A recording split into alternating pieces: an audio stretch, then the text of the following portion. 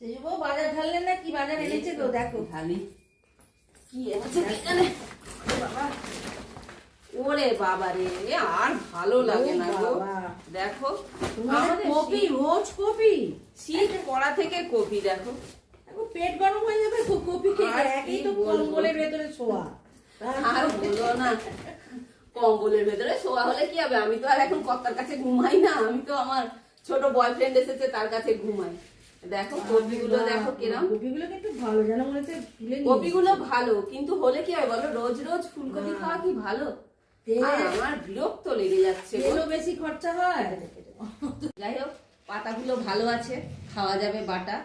আর বন্ধুরা, তোমরা কিন্তু এই যে বললাম যে কতার সঙ্গে ঘুমোই না, বয়ফ্রেন্ডের সঙ্গে ঘুমোই, কচি বয়ফ্রেন্ড মানে বুঝতেই পেরেছো, নাতির সাথে ঘুমাই, ওইটাই আমি বললাম যে কচি বয়ফ্রেন্ড, আর কিছুই না বলতে।